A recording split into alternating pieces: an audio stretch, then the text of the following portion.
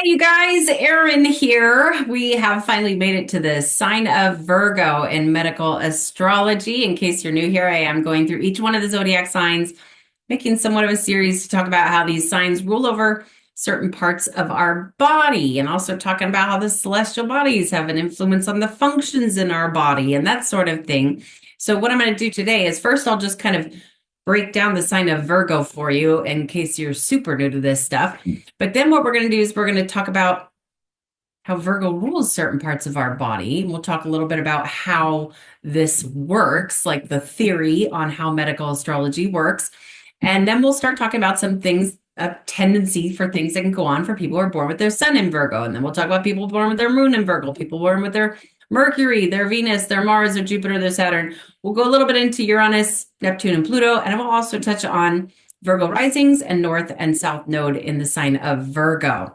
Okay, now real quick here, as always, I want to give credit where credit is due. The vast majority of my medical astrology education comes through the Academy for Astrological Medicine, an excellent school. And I kid you not, even if you don't want to be a professional medical astrologer or even just a professional astrologer, like I was a professional astrologer. My first academy was the American Federation School of Astrologers, which was fantastic school as well. But then learning medical astrology, it gave me a very, very clear understanding of just everything about astrology. And I think you might kind of understand why if you're really paying attention to these medical astrology videos.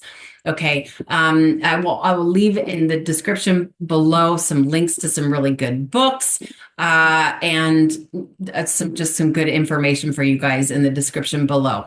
Okay, so first of all, and also I want to say this as well, the reason I am doing this is because most people really do have no idea what medical astrology is, and which I find that very interesting because this is something that was relied on in Renaissance times to be able to prescribe and diagnose and when to have surgery, when not to have surgery, when to harvest herbs, when not to take herbs, when to take herbs for certain things, and so on and so forth. There's so many little like applications for medical astrology.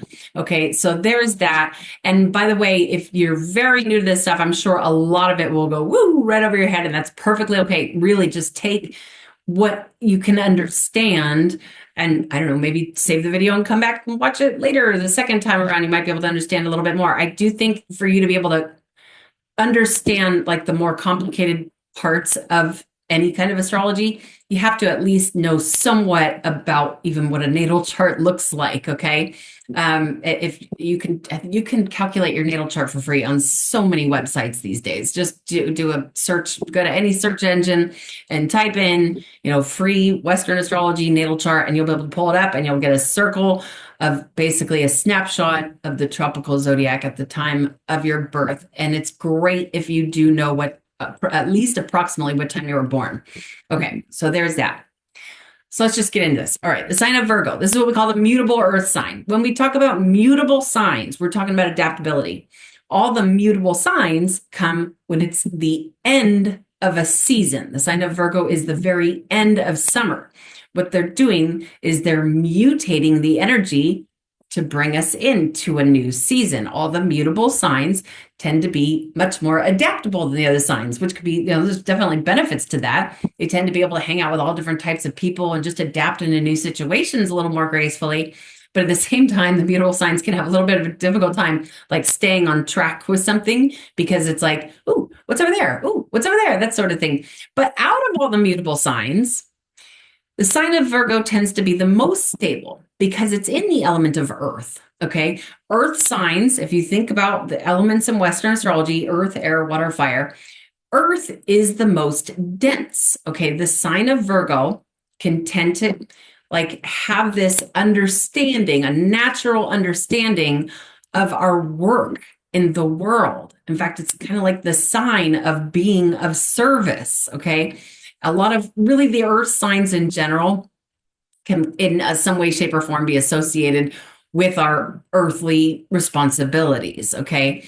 And sign of Virgo is ruled by Mercury. Mercury, in short, is what rules over like our mental function. Data going in and data being brought back out. Okay, Mercury works through really the entire nervous system, but basically like through the afferent nerves, taking information to the spinal cord, storing that information there, and then bringing it back out for us to be able to communicate. Well, with that said, it's like Mercury wants to keep things organized. Okay, the sign of Virgo is very strongly associated with like keeping things organized. It certainly doesn't mean that every single person out there who's a Virgo is going to be super organized.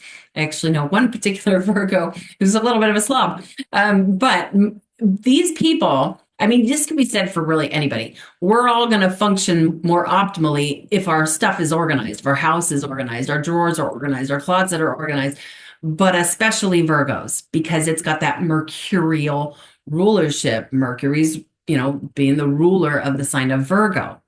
Now, the sign of Virgo is represented by the Virgin, okay? This is a sign of purity, okay? It's the sign of perfectionism. It's a nervous energy. Mercury, again, Mercury and the sign of Virgo, and really all the mutable signs, have an influence on certain parts of the nervous system, and it's kind of a nervous energy. You notice a lot of Virgo people. I notice this a lot with Virgo risings, Virgo sun too, and moon in Virgo, Mercury in Virgo. There's almost like a little nervousness to them. Okay. And that's, again, in part because it's ruled by Mercury, and amongst many other things. You'll understand this better as we go through the rest of the recording. But it's not, it also has a lot to do with like nervousness because wanting things to be pure and perfect. It's almost, I like to think of the Virgin influence here as like, and I know times have definitely changed since I was in high school. But when I think about when I was going to my first prom, that like the Virgin energy, like just wanting everything to be perfect. And I have absolutely nothing in the sign of Virgo. In fact, I'm Pisces. I'm opposite Virgo. And I think maybe that's in part why I almost admire this energy, because I'm like, boy, I wish I had some of that. But still, most girls or just people in general going to their first prom, it's the wanting everything to be perfect and pure and clean. In fact, the sign of Virgo, when the sun moves into the sign of Virgo, it's generally speaking harvest season because it's the end of summer. Of course, we can harvest things other times of the year, depending on what it is. But the sign of Virgo, when I think about, I've grown a lot of my own food throughout my lifetime, and going out there, it's like something I worked so hard to grow, even something as simple as a tomato plant. Going out there, harvest my tomato, just analyzing the heck out of it. The motto for the sign of Virgo is I analyze, analyzing the heck out of it. And because I want it to be perfect, I don't want to pick it too early, but I also don't want to wait too long and have it be overripe. It's a very analytical energy that wants things to be pure and perfect and clean. That also has a lot to do with the fact that Virgo rules very important parts of the body, okay? It has a lot to do with, I'll just say this right now. The sign of Virgo rules the sympathetic nervous system, which is basically like fight or flight mode, okay? It's like the sign that it's like almost nervously wants things to be perfect, but it's also the sign of Virgo rules things like the intestines and the liver. And we'll talk more about this shortly here. But it's like the sign that has a lot to do with physical health, wanting things to be healthy, wanting the gut to be clean, wanting their partner to be clean, that sort of thing. And clean, what I mean by that is, pure and clean. Virgo people, I'll never forget this. When before I became a professional astrologer, I worked on a farm. I was studying astrology, but I was working on a farm. And there was a lady who worked there as well. Like I already worked there, and she was a new lady. She came in and she had this somewhat of like a farm looking briefcase thing. It's hard to explain. It had wheels, but it was kind of like a briefcase. And she would show up every day, open it up, she brought her own tools. They were all every single day. She cleaned them off when she was done with them. She had an apron. Everything in that darn briefcase thing was so clean and so perfectly organized. And, because I'm studying astrology, of course, I'm like, what's your sign? And she already knew. And she had a Virgo stellium. She was like Virgo sun, Virgo rising, Mercury in Virgo, Venus in Virgo, which was, total like perfect description of a Virgo, with everything being, and she had this very pure looking face, a very innocent looking face, that sort of thing. So that's the sign of Virgo in a nutshell here. Okay, I don't want to go into crazy amounts of detail because hopefully if you're watching this video, you already know a little bit about the sign of Virgo, but it's most importantly, it's adaptable, it's earthly. Okay, again, it's, in fact, Virgo people tend to be really like great assistants, like secretary, that sort of thing, because they pay very close attention to detail, but they also they tend to really enjoy being of service. You know, they can be great mechanics or flight attendants or bartender or something, you know, something along those lines where they're providing a service. And that being of service isn't always necessarily for financial compensation.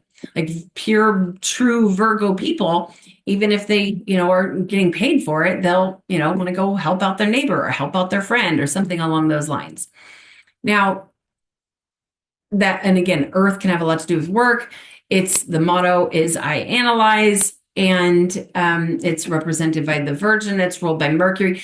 It can be a very intellectual energy. A lot of people who have, again, like when I talk about Virgo people, I'm not only talking about Sun and Virgo. Okay, we could be talking about Mercury and Virgo, or Virgo rising, or even Mars and Virgo. Just if they got some kind of strong Virgo placement, you will notice that they tend to be really good at studying or be good students, because that's Mercury bringing in the information.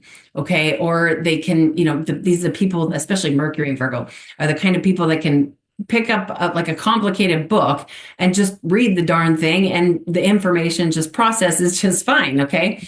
So it's an intellectual energy, lovely energy. I think I tend to really be drawn to this kind of energy. Like I said, I'm opposite Virgo. I'm Pisces. Pisces is, when I was a child, this changed drastically when I was a teenager, but when I was a child, I was a total slob. It was ridiculous. My mom used to get so angry with me. At a certain point, she actually paid my brother and sister to clean my room for me because I was just a messy little kid. Again, that changed. I'm not exactly sure. It'd be interesting to go back and study that transit, what was going on in that time of my life when I was like 12, 13, 14 years old.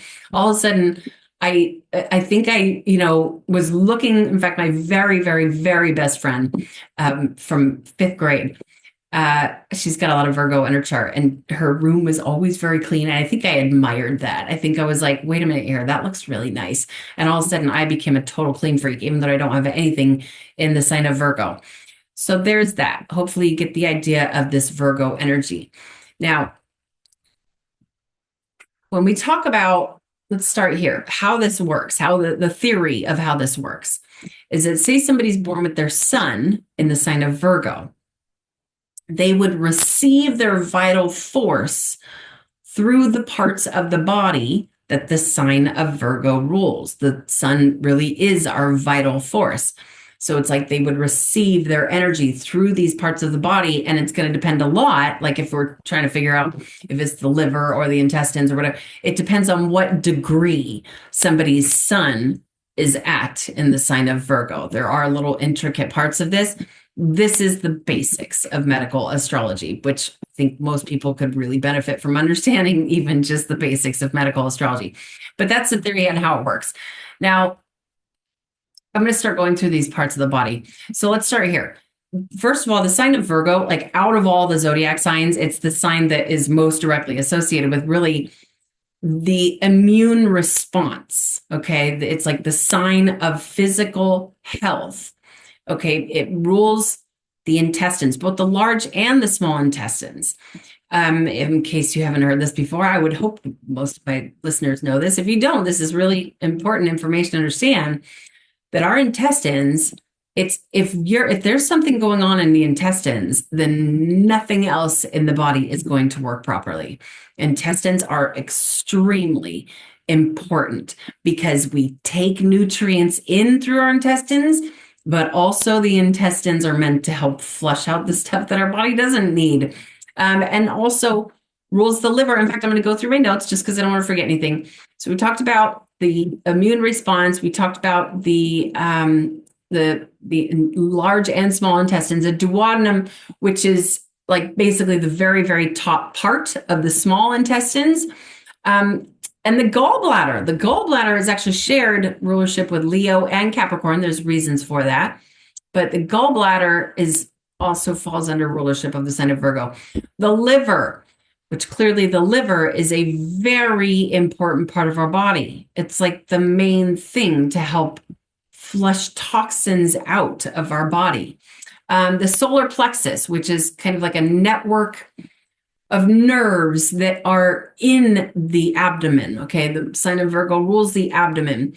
The spleen, and I already talked about this, but the sympathetic nervous system. The sign of Virgo, again, it's kind of a nervous energy. Doesn't mean everybody who's a Virgo is going to be nervous, but I do see this. Like what I notice a lot is Virgo people, again, either Sun in Virgo or Virgo rising or something, if they just have strong Virgo placements, there's a very strong tendency for nervousness, like people that gotta keep like moving things and touching things and like, just moving their body in some way, shape, or form, especially if it's their hands. But also I notice a lot of Virgo people, like you can almost see it in their face, the nervousness, but they also tend to have a very pure and like sweet looking face. That's the virgin energy. Okay. Certainly, again, doesn't mean everybody Virgo-ish is going to be like that, but they tend to be attractive people. I've seen very, very beautiful Virgo women many, many years ago as a model. And there was a lot of, girls that I worked with that were Virgos.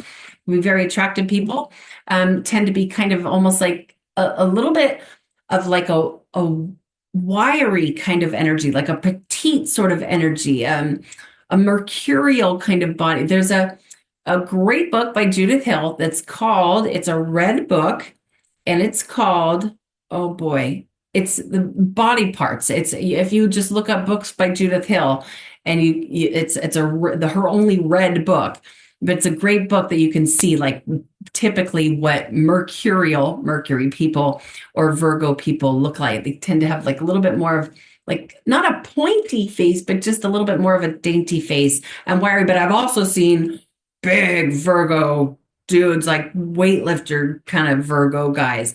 So that just depends. Okay. So again, that nervous system, in fact, I'm going to put this out there right now, that really Mercury, Virgo's ruler, has an influence on certain parts of the nervous system, especially the afferent nerves, the nerves that are taking the information in the spinal cord. And then Virgo rules the sympathetic nervous system. The opposite sign, Pisces, rules the parasympathetic nervous system. That's the relaxing part of the nervous system. And then the two squares, this is going to come into play here when we can start going through this stuff. The two squares to Virgo, which are Sagittarius and Gemini. Gemini also rules over the afferent nerves, and then sign of Sagittarius rules over the efferent nerves. So basically, all these mutable signs that either oppose or square the sign of Virgo and Virgo's ruler are the main thing that rule over the nervous system. Okay, the entire nervous system. Okay, just different little intricate parts of it. Okay, now, before I start going through some of these things that, have a tendency to show themselves in the sign of Virgo, I need to say this as well. It certainly does not mean, I feel like I gotta be very, very careful with Virgo people, because a lot of Virgo people are very, very concerned about their health. So again, certainly not all of them, but a lot of them are.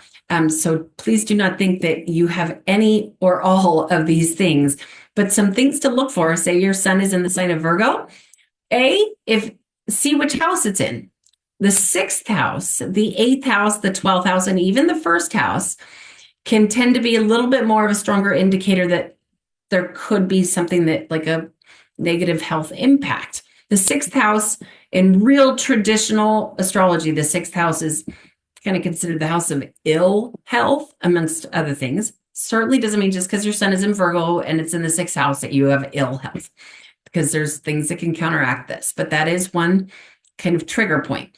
8th house can have to do with surgeries. The 12th house is a little bit more of like mental health or spirituality. That 12th house can even kind of be associated with hospitals, especially if it's like something that's going on up here in the mind and that sort of thing. And the 1st house, if your sun's in Virgo in the 1st house and it's making a harsh aspect, really, if your sun's in Virgo or whatever sign your sun is in, if it's making harsh aspects, then there can be a little bit stronger of a tendency for there to be, negative health impacts that come from that.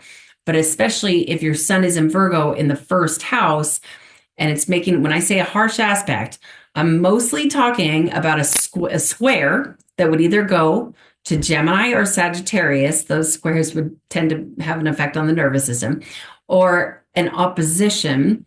An opposition would be into the sign that's opposite that often can create issues, or quincunx. Quincunx would be if sign of Virgo is over here, opposite Virgo is Pisces. So on one side of Pisces is going to be Aquarius. On the other side of Pisces is going to be Aries. Okay, so again, it's like if the sign is opposite, here's Virgo, here's Pisces, the two signs that are on the top and the bottom of the sign that's opposing it. Those are quincunxes, and they can tend to be troublesome. Okay, so there's that. Let's just go through this. Okay, so we talked about this. So Sun and Virgo, people tend to be kind of wiry, a lot of like gymnasts, that sort of thing. They tend to be just kind of naturally fit people.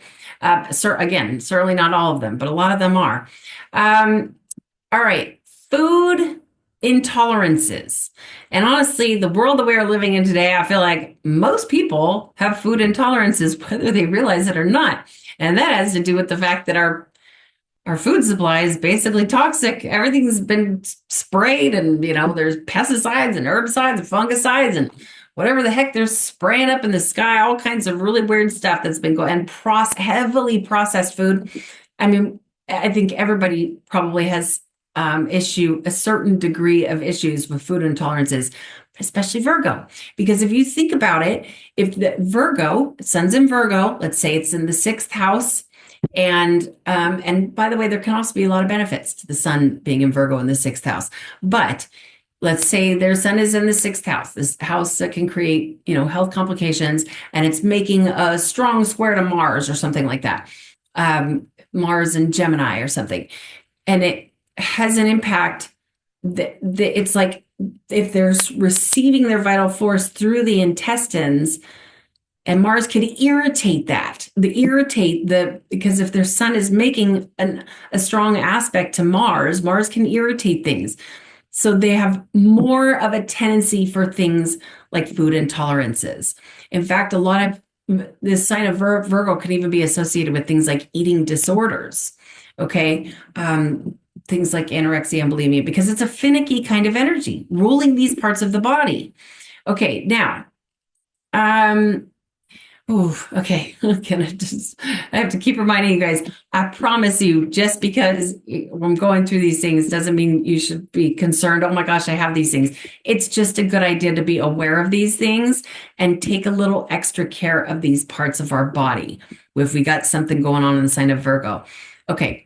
Parasites or worms, because, and again, I've said this so many times before, and I mean it when I say it. I say with a whole heck of a lot of confidence that everybody has parasites to a certain degree. Okay. And that's a whole nother can of worms. That's a whole nother can of worms. Talking about worms and parasites here.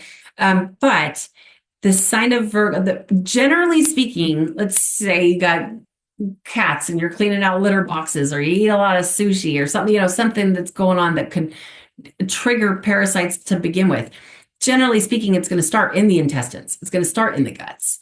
Okay. And so that's why we would bring up things like parasites and worms. And by the way, as I've mentioned so many times before, I take a supplement that's called RUG. It stands for Remove Unwanted Guests. I'll leave a link for that in the description below. I'll leave a bunch of links if you just like to look at stuff. I'll leave a bunch of links that you could look into.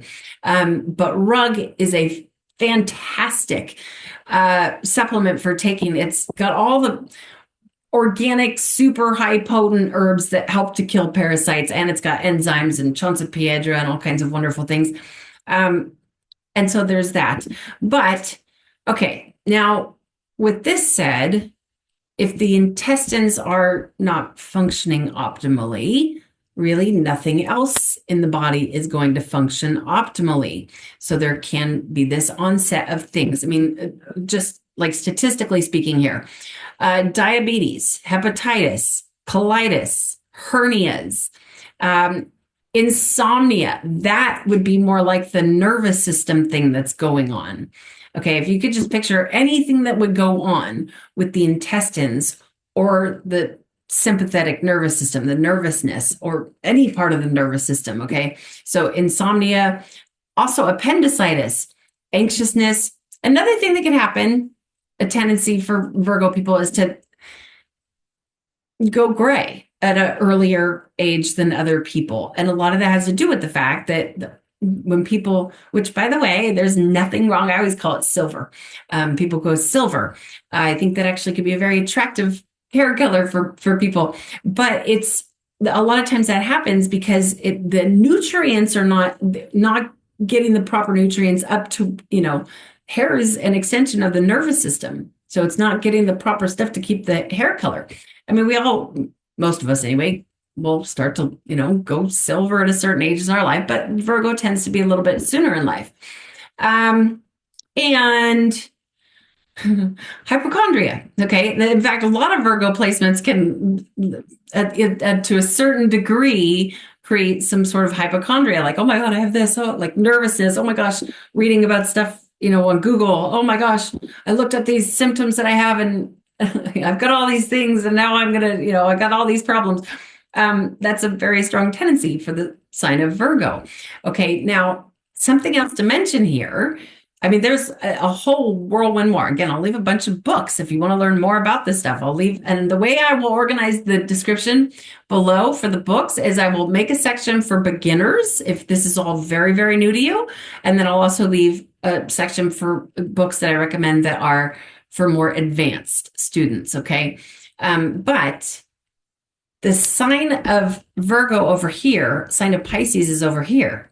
If you have your sun in Virgo and you don't have anything going on in the sign of Pisces, nothing to counteract this, it's almost like that sign of Pisces in a certain way is almost like sleeping, because Virgo over here, the sun is activating all these Virgo parts of the body. So the Pisces parts of the body are like, hey, wait a minute here. There's nothing going on over here. So Pisces, generalization here, Pisces rules the feet, but also rules the lymphatic system, rules the extracellular matrix. You can look that up for yourself. There's a really great book by Mathew that describes in very clear detail what the extracellular matrix is.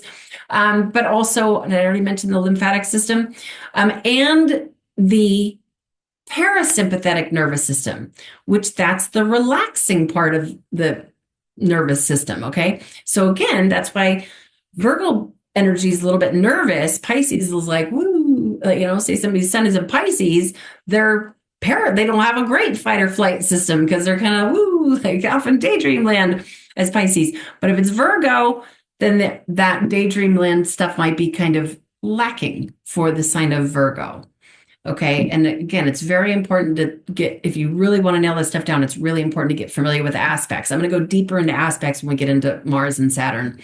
Okay, so there's that. Please keep in mind that it does not mean that you're going to have all these problems just because your sun is in Virgo. Okay, now moving on to Moon and Virgo. Now this is, the Moon is what she influences our emotions and our moods and our feelings and our level of receptivity. But the Moon is also, like the sun is the vital force, the Moon is like the distributor of the vital force. Okay, so with that said, if somebody's born with their Moon in Virgo, the distributing of the vital force can almost be a little bit finicky. Okay, a lot of these people will deal with even things like, when there's an emotional thing going on, their digestive tract gets, all weird. And I'll go into further detail in a moment here, but there's also something else I want to mention here is that it's my very, very best friend from like 5th grade. We became best friends, and she still is my best friend. Her Moon is in the sign of Virgo. And she's always, it's like when there's an emotional thing that's going on, she's always analyzing it. Something, say, there's a loss of sorts, or a breakup. I'm thinking like in high school, somebody breaks up and the emotions are, my moon is in Cancer. I'm over here bawling my eyes out. And she's analyzing every little detail of the whole emotional situation. That's a total moon in Virgo thing. Which there's definitely, some benefits that can come with that instead of getting all wrapped up in the emotions. But this is another one. It's really, really important because moon in Virgo is a little bit of a troublesome place. Again, certainly doesn't mean everybody with their moon in Virgo is going to end up with these problems, but because the moon is more of an emotional kind of sensitive energy, empath. Moon is mother, okay? Virgo's like nervous and paying attention to detail. It's kind of an awkward place for the moon. It's not debilitated, technically debilitated, but it's maybe not the moon's favorite place to be. But this is a place for, like, if your moon is in Virgo, that is one to be very, very, very careful with your digestive system. I'll get into that in a moment, but I want to mention this as well. This is another one, and this is going to go for anything. This is going to go for Jupiter and Venus and Mars and all of them. Which house is your moon in? Is it in the 6th or the 8th or the 12th house, or even potentially the 1st house? But also, how is it aspected? Okay, so going through this, we already talked about how the moon is a distributor of the vital force. Okay, so it's almost like finicky when it's so out of all the zodiacal placements for the moon or anything in the sign of Virgo. This is the one that it's, in my very strong opinion, most important that we don't overeat, because the digestive system is sensitive for moon and Virgo. It's like it could easily be, irritated or overloaded by eating too much food or anything, like too much alcohol, too much whatever it is in the digestive tract and the liver. Moon in Virgo really does not appreciate that. That is one that can definitely create problems, is overdoing it, overloading the system. Okay, we were talking about sensitive digestion. Emotions like disturb the digestive system, but there's an emotional thing going on.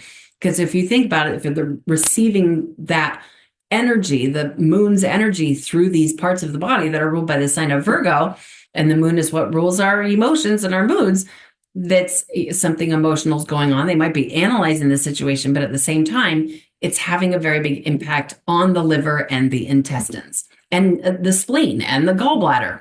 Again, it would depend what degree your moon is at in the sign of Virgo, but hopefully you guys are getting the gist here. Okay. Any kind of like gastrointestinal diseases or problems, that sort of thing. Leaky gut syndrome. If you don't know what that is, I would strongly encourage you to look into it, because I think, honestly, that's another thing. I think most people are walking around with leaky gut syndrome, especially if you're, eating a lot of processed foods or just overeating, or, you're just putting garbage in your body. I shouldn't call it garbage. I don't mean to be mean. But it's just, there is so much garbage that isn't even really food. It's so heavily processed and made with, things that have been sprayed with all kinds of weird chemicals and, the seed oils and the processed sugar and blah, blah, blah. Eating stuff like that, what happens is, especially like sugar, okay? Processed sugar, no, raw honey and, real maple syrup. There's all kinds of really good natural sugars that aren't heavily processed that could be really, really good for the body.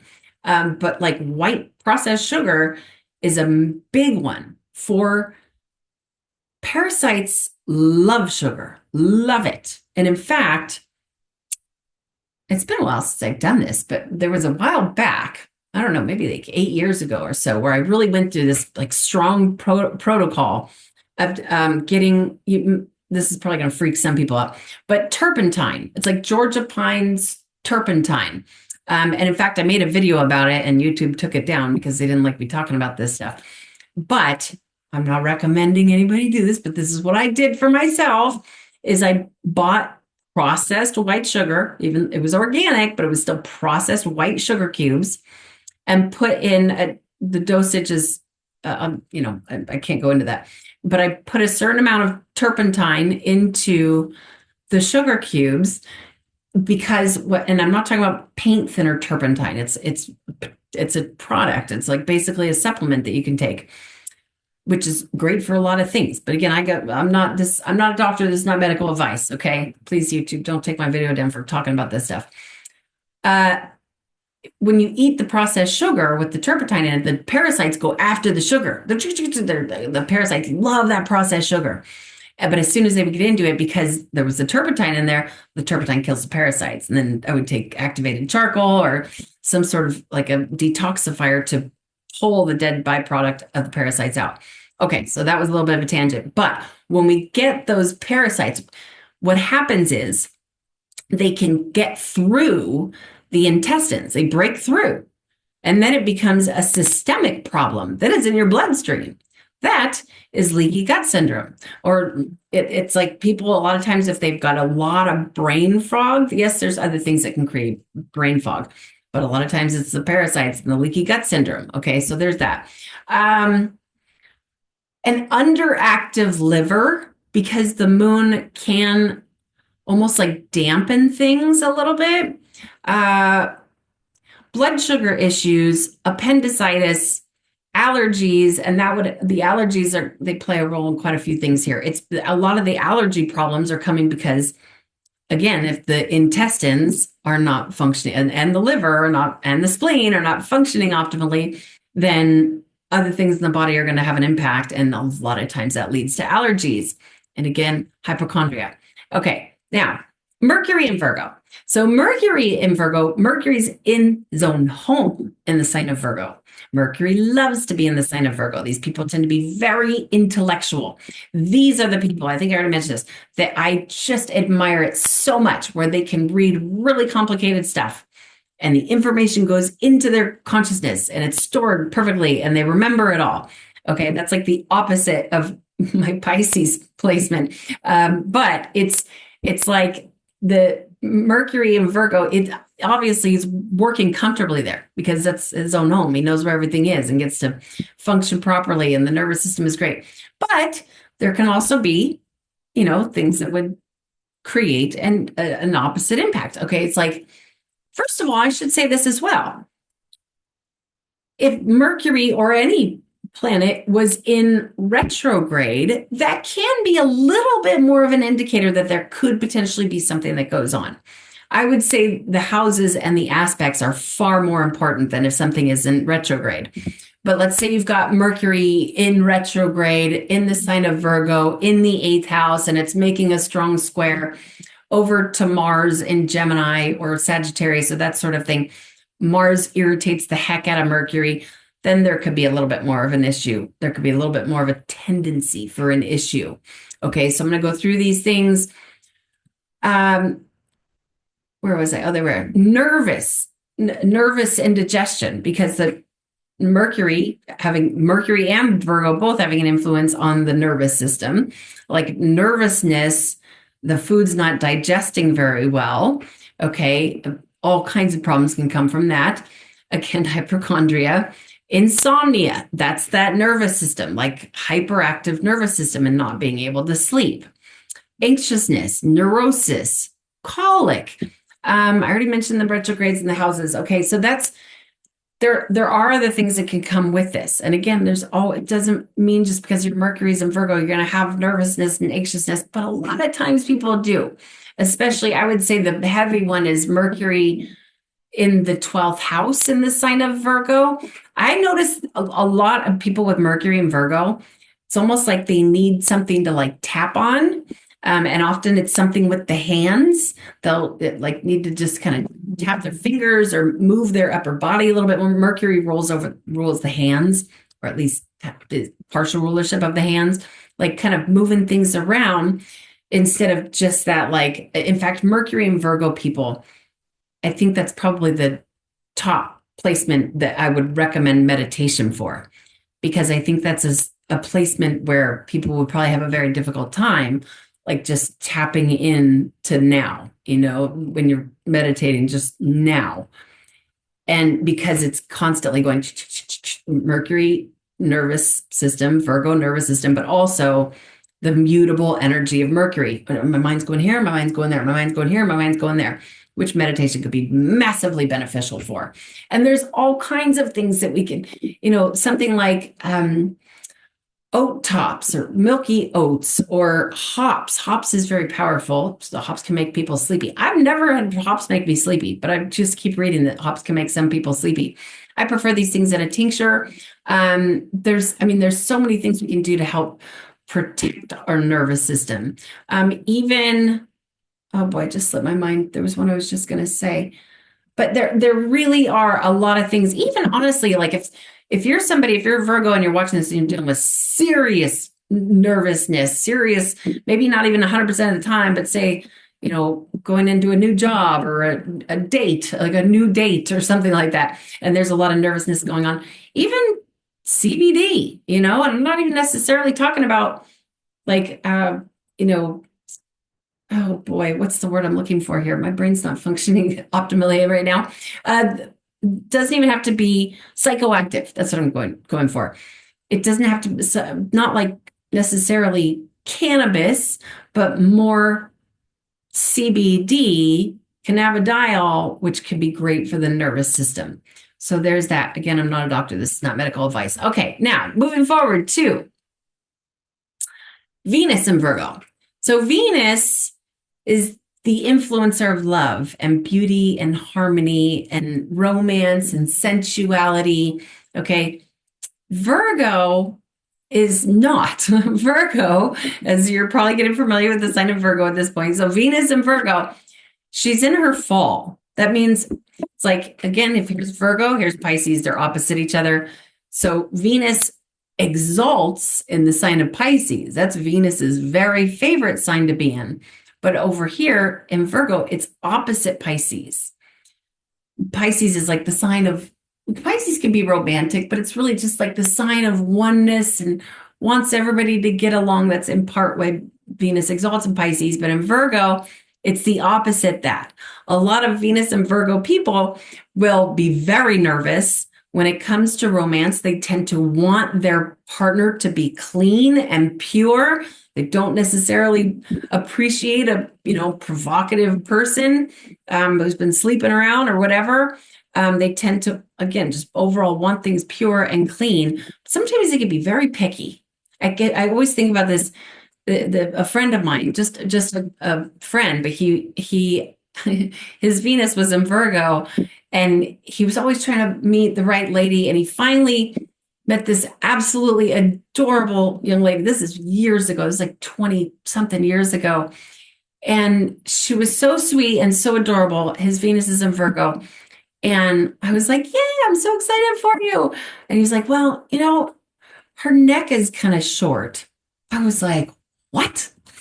What? Are you crazy? And then as an astrologer, I put all these things, puzzle pieces together. I'm like, Venus and Virgo, picky. But also people with Venus and Virgo can tend to they like to be of service to their lover. Like, oh, honey, I'll wash the dishes tonight. Or, oh, here, let me wash wash your car for you. Because the sign of Virgo likes to be of service.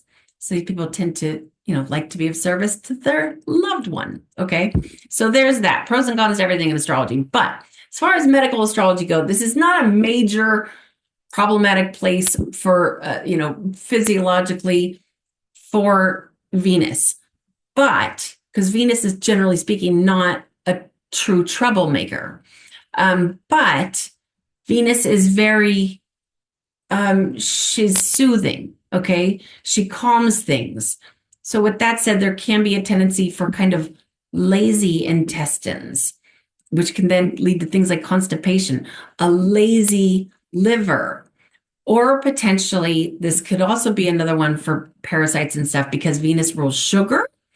Potentially the intestines are craving sweets, even though it technically wouldn't necessarily be the intestines, it'd be more the parasites that are craving the sugar if I'm really getting into the nitty gritty here. But that's where things can be problematic. So what did I write in here? Sluggish liver, intestinal parasites or worms, lazy bowel, which again, that's like basically the intestines or the liver are lazy. And so that leads to constipation. Okay, now Mars and Virgo. So Mars is a troublemaker. Not always. We need Mars. Mars is what makes us take action. When people have very strong Mars in their natal chart, they tend to be very active. They tend to be competitive, athletic, strong muscles, that sort of thing. But Mars, the planet of war, Mars can be an irritant. Okay. Mars's energy is hot, dry, fast, furious. Mars rules over things or influences things that are like an accident or a wound or a burn, something of an acute nature. Okay, that's what Mars can influence. So when we think about Mars can kind of be a troublemaker in any zodiac sign. But if you think about these parts of our body and people with Mars and Virgo, which I love that placement as well. I'm thinking of 3 different ladies that I know that have Mars and Virgo, and they are so good at keeping like things organized, but like in a way, like what would normally look like a lot of clutter. All 3 of these ladies that I know that have their Mars and Virgo make things that would be cluttery. They actually have a really good ability to make them look organized. I appreciate that. But overall, these parts of our body can become irritated with Mars and Virgo, okay, in the natal chart, especially if Mars and Virgo is in the 6th, the 8th, the 12th, or the 1st house, potentially in retrograde and making a harsh aspect. Aspects are extremely significant when we talk about Mars and Saturn. So I'll get into that, but first let's go through some of these things. Okay. Anything that's hot or irritating to the liver, the intestines, the spleen, or even the sympathetic nervous system. Things that can lead to like pancreatitis, diabetes, and that a lot of times that would be from an overworked pancreas, colitis, dry bowels. Again, Mars is hot and dry. This is one that in essence could lead to constipation because things are dried up. A lot of times, again, I'm not a doctor, but marshmallow root can be beneficial for that. Marshmallow root tea, if you want to go with marshmallow root tea is great for a lot of things, but there's a very specific way to make it. You might want to look into that yourself. You basically just don't want to burn it. You don't want to put boiling hot water on marshmallow root tea. Okay, now, and I learned that from experience. Okay, colitis. I think I mentioned that. This is another one that could be parasites, appendicitis, GERD, intestinal flu, because again, especially if it's like a hot and irritating kind of flu. A ventral hernia, which is a hole in the abdomen wall, and then what that actually you can see it like protrudes out. I've seen that once before on a man, and that was not a pretty sight. Allergies, again, because it's like the overactive or hyperactive immune system or immune response. Okay, insect bite reactions. Mars actually rules things like insect bites or bee stings or that sort of thing. A quick reaction to getting a bug bite, an easily irritated bug bite, and really any part of the body because Virgo is so sensitive in that way. Wounds to the abdomen. Now, when we talk about Mars and Saturn, Mars is a malefic. Saturn's the great malefic. Okay, we're going to get to Saturn shortly here. But when we talk about these malefics, Mars and Saturn, this is where the opposition and the squares are massively important. Because let's say you've got Mars in Virgo, and what Mars can do is he can send a hot, irritating ray, like the actual ray of Mars, could irritate the sign of Pisces, because Pisces is opposite Virgo. It's like a reflex that's going on, or the squares going to Gemini or Sagittarius, or both, or really all 3 of these things, the parts of the body. Okay, so Gemini is also parts of the nervous system. Gemini rules the lungs, the hands, most of the arms. Gemini, it can also have an influence on the voice box. Okay, so those things might get irritated because somebody's Mars is in Virgo or Sagittarius, which the basics of that would be also parts of the nervous system. Sagittarius is the efferent nerves Gemini is the afferent nerves, but Sagittarius also rules the sciatic nerve, the hips, the thighs, even a little bit of the femur. Sign of Sagittarius also has, again, part of the nervous system. In fact, if your Mars is in Virgo, if it's harshly aspected, if it's in retrograde, if it's in one of those harsher houses, that sort of thing, it's a good idea to pay very close attention to these parts of the body that are ruled by Gemini, Sagittarius, and Pisces. Because especially if we're talking about nervous system stuff, because all of those signs have an influence on certain parts of the nervous system. Okay, so there's that. Now, where was I? Okay, we talked about allergies. Oh, the opposition. Quincunxes as well with Mars. Especially if your Mars is in Virgo and it's making a quincunx. Again, the quincunx to Virgo would be either Aquarius or Aries. Aquarius rules the ankles, has an influence on what we could call the electrical body, like the toroidal field around us. And Aries rules the brain, the top of the head, basically. These are super generalizations here. But those parts of the body, especially if you have your Mars in Virgo and you've got another celestial body, a prominent one, say it's your moon or your sun or something like that, in Aries or in the sign of Aquarius. Okay, so I totally get it. This is probably going to go way over some people's heads. But some of you out there, I know you're getting it. Okay, now Jupiter.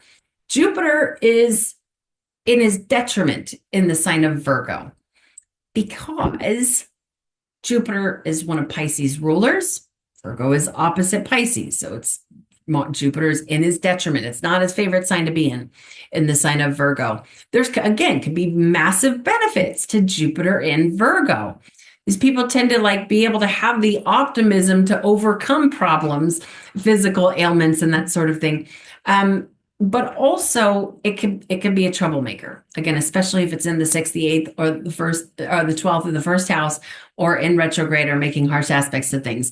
But just to mention some things here.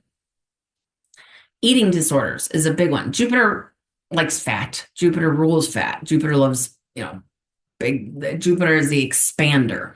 Okay. So eating disorders can often come from, not all of them. Certainly any sign could, any placement can deal with eating disorders. But I have several clients who Jupiter in, this is an interesting one, Jupiter in Virgo in the 6th house. 3 different clients, and this has been over the last 10 years that they're coming to mind, where after several sessions with these ladies, they, told me that they dealt with very serious eating disorders when they were younger. Okay, an overworked pancreas, because Jupiter expands. Any kind of liver problems, jaundice, due to the liver not being able to process the red blood cells efficiently. A fatty liver, again, Jupiter rules fat. Virgo rules the liver. In fact, Jupiter also has an influence on the liver. So that's another thing. If your Jupiter is in the sign of Virgo, you might want to take extra special care of your liver. Milk thistle is great for the liver. There's all kinds of wonderful things you can do to take care of every little part of our body. Okay, intestinal growths, because again, Jupiter is the expander. He rules over things that are of a growth kind of nature. Growths on the spleen. Okay, so use your imagination here. And again, I'll leave some books where if you want to go deeper into this stuff. Okay, now we're at Saturn, the great malefic, because Saturn rules over things like chronic disease. Saturn is cold and rigid and astringent. Saturn tightens things. Saturn calcifies things. Okay, so if we think about these parts of our body, Saturn for the most part does well in really any earth sign. But Saturn overall, generally speaking, Saturn in Virgo can be great because Saturn likes discipline, to generalize this here. Saturn likes discipline. So does the sign of Virgo. Okay. Saturn likes work. So does the sign of Virgo. All kinds of things can come into play here. But overall, again, is it in the 6th, the 8th, or the 12th, or even the 1st house? And how is it aspected? Was Saturn in retrograde? Okay. So, but if you think about what Saturn does, creates blockages and tightens things and makes things cold, blockages in the intestinal tract, blockages in the liver, restrictions in the spleen. Another one that could create hernias, psoriasis over the liver, psoriasis of the liver. This is another one, can deal with constipation because Saturn creates blockages and dryness. Appendicitis. This is another one that can deal with like premature going silver in the hair, and that can be due to a lot of things. Again, like the not being able to get the nutrients to the nervous system and be able to keep that color in. Again, I happen to think silver hair is absolutely lovely. Okay, now tension in the sympathetic nervous system, because Saturn, again, he's cold and astringent. Saturn, Virgo rules the sympathetic nervous system. There's tension there. This is different than Mercury in Virgo. Mercury is where Saturn's creating that, again, like a tightness. And this is another one where it's very important to pay attention to the sign that's opposite. So if your Saturn is in Virgo, the parts of the body that are ruled by the sign of Pisces, Saturn sending a cold ray, a cold and dry ray to the parts of the body that Pisces rules. Again, that's the feet, the lymphatic system, amongst other things, but we're just going with the basics here. And can also send a cold, dry ray to Gemini or Sagittarius. So again, Gemini is the lungs and the arms and the hands. Sagittarius is the hips and the sciatic nerve and the thighs. Okay. Again, there's a lot more to it, but giving you guys a generalization here. Those are things that are important to pay attention to. Okay. Now, Uranus. Uranus, the last time Uranus was in Virgo was in 1969. It was 1963 to 1969. Uranus will not be back in the sign of Virgo until the year 2046. Uranus influences spazzy, unpredictable, almost like zappy kind of energy. So with that said, with Uranus in the sign of Virgo, these parts, spasms in the liver, spasms in the intestines, unpredictable, strange things that go on in the spleen or the pancreas or the gallbladder or any parts of the body. This is another one that could be super like nervousness, like zappy nervousness, but could also kind of be sporadically good at like overriding that, because Uranus can be very spasmodic and sporadic. Okay, hyperimmune response. Sometimes like even strange issues that go on in any of the parts of the body that the sign of Virgo rules. Neptune in Virgo. Neptune has not been in the sign of Virgo since 1943 and will not be back in the sign of Virgo until the year 2093. Neptune diffuses. Neptune calms things. Neptune makes things foggy. Neptune dampens things, okay? So with Neptune in the sign of Virgo, things that, could even be like mysterious diseases that go on. They're confusing and hard to diagnose with Neptune in the sign of Virgo. And what I mean by that is somebody's got some strange, very mysterious disease going on, and it took a long time to develop in their spleen or their nervous system or any part of the body that the sign of Virgo rules, because Neptune can make things very confusing. Neptune can make things very foggy and difficult to diagnose. Neptune can also have an influence on things like so-called viruses. Okay, so even like viruses that are going on in those parts of the body that are ruled by the sign of Virgo. This is another one that could deal with leaky gut syndrome. Underactive liver, kind of like with the moon in the sign of Virgo.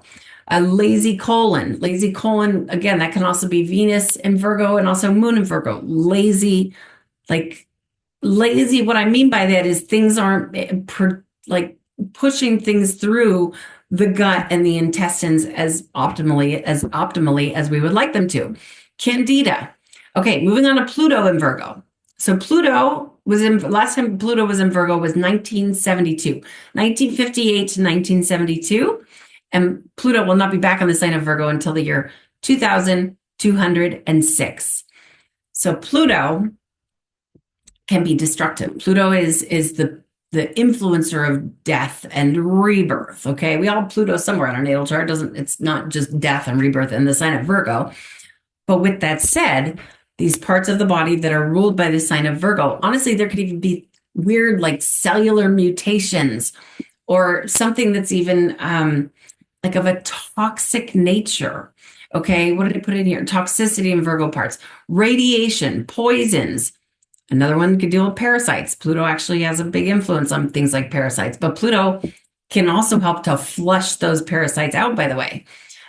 Resistant bacteria. I already mentioned the cellular mutation. Okay, so there's that. Now, North Node in Virgo. North Node, if your North Node is in Virgo, you could be receiving an extra dose of energy. It depends on what degree your North Node is at in the sign of Virgo, but you would be receiving an extra dose of, these parts of your body. Say your North Node is, say, somewhere around like 15 degrees Virgo, and it's like right where the small intestines are meeting the large intestines, and you're receiving like an extra dose of energy there. Okay, I hope that makes sense. And this, again, it's going to depend on what house it's in, how it's aspected. Was your North Node in retrograde? That wouldn't make, I would say the nodes in retrograde really isn't going to make that big of a difference at all. A little bit, slightly. But the nodes, I would say it's probably most significant if your North or South Node is in the sign of Virgo in the 6th, the 8th, the 12th, or the 1st house. Okay, so again, if it's North Node, you're receiving like an extra heavy dose of this stuff. And if your North Node is in Virgo and it's next to another celestial body, say it's next to Mars, or say it's next to Pluto or something that's kind of a troublemaker of influences, then you might want to be extra, extra careful. Because if it's, as an example, if your North Node is in Virgo and your Mars is in Virgo and they're fairly close together, then you're receiving an extra heavy dose of that Mars in Virgo energy. That goes for anything. It could be Saturn in Virgo next to North Node. Okay, so I hope that made sense. The South Node is more like a weak point, especially going into adulthood. Any of these, if your South Node is in Virgo, depending on what degree it's at, because the degrees are going to have a bigger influence on what particular part of the body, the sign of Virgo, where it's ruling. But that could end up becoming a weak spot. Okay, if you're going back to the same thing, it's a 15 degrees Virgo. If your South Node is at 15 degrees Virgo, then that point where the intestines are meeting, large and small intestines are meeting, could be a weak point. Okay, and if your South Node is in Virgo and it's next to something, again, using Mars as an example, then that weak point, that South Node can be draining some of that Mars energy out as well. Okay, finally, Virgo risings. So Virgo risings, anything that I just went through, anything that I just mentioned, there's a little bit more of a potential for it to go on with Virgo rising than if you didn't have any Virgo in your natal chart. And it depends on what degree your Virgo rising is at. It depends on how your rising sign is aspected. It's going to depend, and not only that, but it's also going to play a big role because Mercury rules Virgo. Where is Mercury in your natal chart? If you're Virgo rising, which house is your Mercury in? If your Mercury is in the 6th, the 8th, or the 12th house, there could be a little bit more of a tendency for something to be going on if because those are the troublesome houses, and Mercury would be the ruler of your chart if you are a Virgo rising.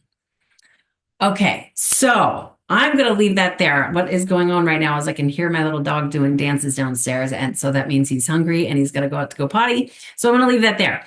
If you would like to schedule your own natal chart analysis, we can go into your transits, we can go into your progressions. You can schedule your reading at erinwageastrology.com. And if you do want to go deeper into medical astrology, please, when you schedule your reading through my website, just leave a little note. I'd like to put some focus on medical astrology. Okay, so I'm going to leave that there. I do hope to hear from some of you. And until next time, namaste to all of you.